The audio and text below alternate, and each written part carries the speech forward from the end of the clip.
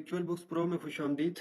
विर्चुअल books pro में last time हमने discuss किया था बैंकिंग फीड्स को कि कैसे बैंकिंग फीड्स वर्क करती हैं, कैसे उनको हम डिफरेंट कैटेगरीज में कैटेगराइज करके क्विक बुक में ऐड करते हैं, वेदर वो इनकम हो, एक्सपेंस हो, या ट्रांसफ़र हो, या क्रेडिट कार्ड की पेमेंट हो।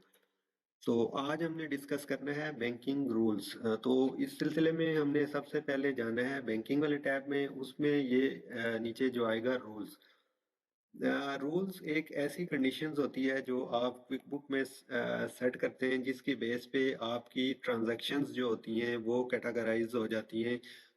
अगर आपने एक्सपेंस के लिए रूल्स लगाया हुआ है तो वो एक्सपेंस में कैटेगराइज हो जाएंगी।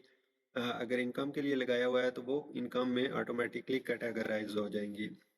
रूल्स दो तरह से अप्लाई होते हैं। एक रूल्स में तो ये होता है कि प्री कैटेगराइज हो जाए और रिव्यू में जाए, आप उसको रिव्यू करें और फिर उसको अप्रूव्ड करके ओके करके अपनी क्विक बुक में ऐड करें। या आप ऑटो रूल लगा दें कि जैसे ही वो ट्रांजैक्शंस बैंकिंग फीड में आए और वो रूल उन पे अप्लाई हो तो वो ऑटोमेटिकली क्विक बुक में ऐड हो जाए।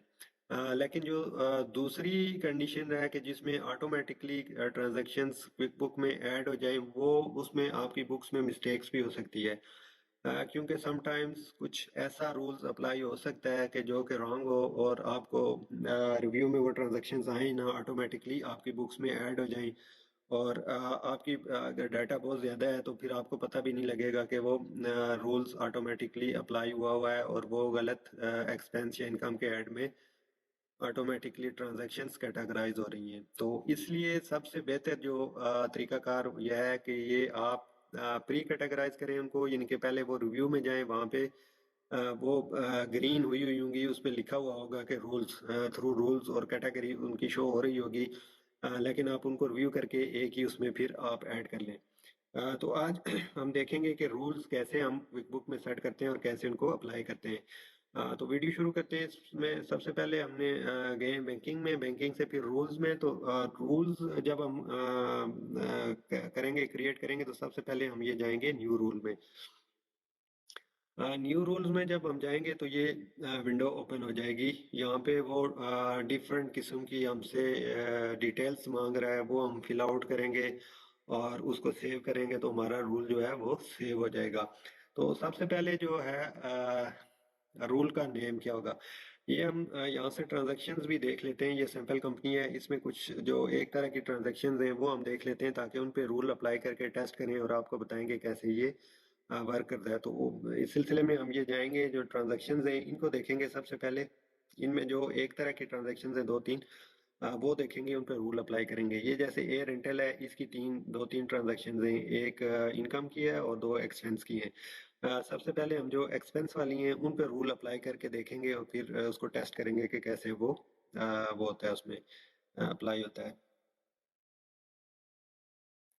तो ये बैंकिंग में जाएंगे। इसका पहले हम बैंक टेक्स्ट इसका देखेंगे कि बैंक का टेक्स्ट जो डिस्क्रिप्शन है बैंक की ट्रांजैक्शंस की वो क्या है।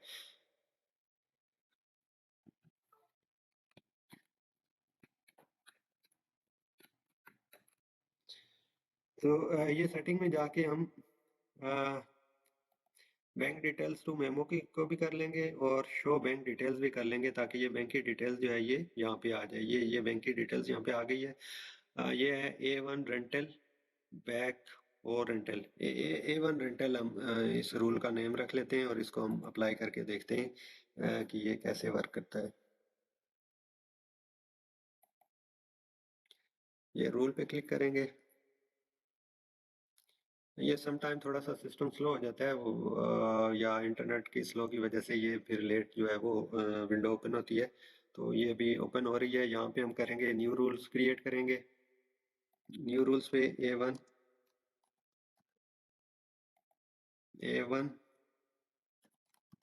रेंटल मनी आउट हो रही है यहाँ से। ये जो भी बैंक आपने सेलेक्ट करना हो, जो भी आपके क्विक बुक में बैंक्स ऐड होंगे, उनमें से या तो आप सारे सेलेक्ट कर लें, या जो जिस जिस बैंक में आप रूल अप्लाई करना चाहें वो यहाँ से सेलेक्ट कर लेंगे। हम यहाँ से सारे सेलेक्ट कर लेंगे।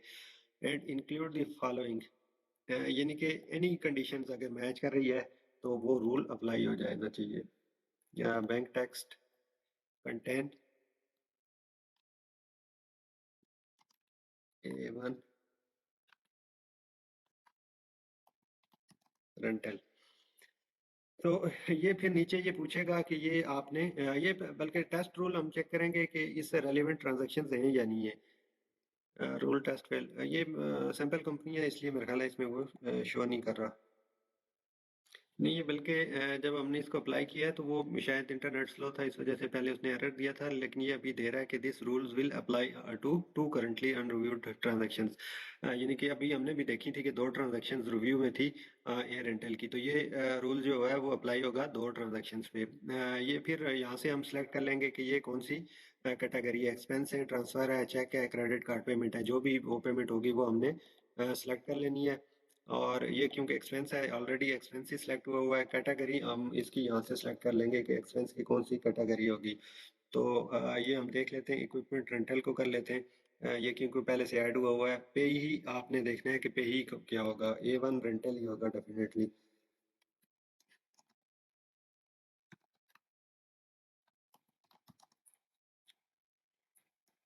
A1 रेंटल, इसको हम ऐड कर लेंगे पे ही as a vendor. As a vendor ये ऐड हो जाएगा। फिर कस्टमर अगर है तो कस्टमर हो जाएगा, टैग की जरूरत नहीं है। तो इसको ये वाला जो बटन है, ये ग्रीन वाला, ये आपने इसको ग्रीन नहीं छोड़ना। अगर आप चाह रहे हैं कि आपकी बुक्स एक्यूरेट हो, उनमें कोई जो ऑटोमेटिकली कैटेगराइज ना हुआ है, ऑटोमेटिकली कोई बुक में ऐड ना हो, तो ये आपने इसको क्लोज कर देना है। फिर ये ट्रांजैक्शन रिव्यू में चली जाएंगी, रिव्यू से फिर आपने इनको ऐड कर लेना है क्विक बुक में। इसको सेव करेंगे तो ये हमारा रूल्स जो है वो सेटअप हो गया। अभी हम देखते हैं बैंकिंग जो ट्रांजैक्शन है उस पे कैसे ये अप्लाई हो रहा है।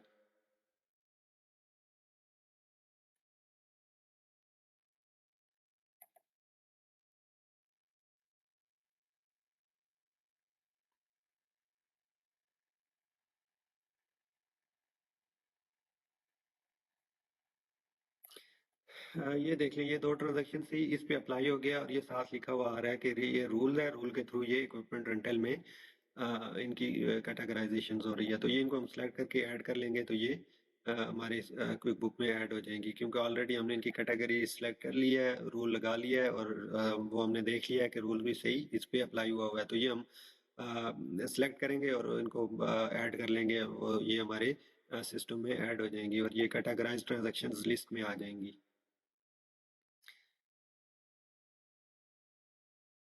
ये लोड हो रहा है, ये देख लें, ये कैटेगराइज्ड हो गई हैं, क्विक बुक में ऐड हो गई हैं फाइनेंशियल स्टेटमेंट्स। जहाँ जहाँ इनका रेलिवेंट हुआ है वहाँ पे ये इनका इम्पैक्ट क्रिएट हो गया है। ये देखें, रूल्स के थ्रू ये ऐड हो गई हैं। इनको अंडू करना हो तो यहाँ से आप अंडू कर सकते हैं। तो ये इस तरह ये रूल्स आप वो क्विक बुक में कर सकते हैं। इसके अलावा समटाइम्स ये होता है कि कुछ अमाउंट पे भी आपने रोल करना होता है। सपोज एक बिजनेस है, उसकी डिफरेंट क्लाइंट्स हैं, और वो क्लाइंट से डिफरेंट तरह की उसको सर्विसेज दे रहा है, जैसे टैक्स सर्विसेज दे रहा है, बुक कीपिंग की सर्विसेज दे रहा है, और बिजनेस कंसल्टेंसी वगैरह की सर्विस। तो वो रूल हम देखेंगे कि वो रूल्स कैसे अप्लाई होगा, कि जब डिफरेंट एक ही वेंडर है या एक ही कस्टमर है, और उसको डिफरेंट अमाउंट की जो है वो सर्विसेज ऑफर हो रही हैं, या डिफरेंट तरह के एक्सपेंस हो रहे हैं। सपोज एक बिजनेस है, वो माइक्रोसॉफ्ट से कुछ सॉफ्टवेयर वगैरह परचेज करता है। सपोज अगर $100 से नीचे नीचे अमाउंट है तो वो सॉफ्टवेयर में जाएगी, और 100 से या $500 से ऊपर की अमाउंट है तो वो इक्विपमेंट या फिक्स्ड एसेट, कंप्यूटर वगैरह, लैपटॉप वगैरह हैं, तो वो फिक्स्ड एसेट्स में जाएंगे। तो वो रूल्स थोड़ा डिफरेंट होगा, उसमें जो यहाँ से कंडीशन होगी वो बैंक टैक्स नहीं होगा, बल्कि अमाउंट के हिसाब से होगा। जैसे माइक्रोसॉफ्ट का ही हम फॉर ट्रेनिंग पर्पज के लिए यहाँ लगा लेते हैं।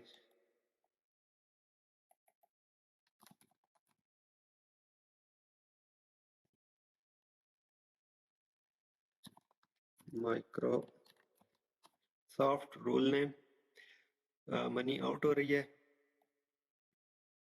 बैंक टेक्स्ट कंटेन माइक्रोसॉफ्ट, और अमाउंट जो है वो हम कर लेंगे is less than 100। Then expense category software, ये यहाँ पे ऐड नहीं है तो ये इसको हम एक्सपेंस ऐड कर लेंगे फॉर टाइम बीइंग। हम कोई और एक्सपेंस यहाँ से सिलेक्ट कर लेते हैं जो यहाँ, बल्कि ये आ गया, इसको हम यहाँ से ऐड ही कर लेते हैं।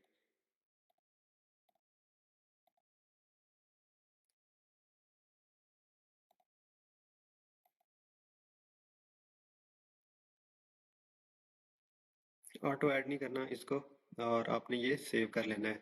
और अगर फर्दर कंडीशन भी लगानी है तो आप इसमें ही लगा सकते हैं, अमाउंट ग्रेटर देन $100।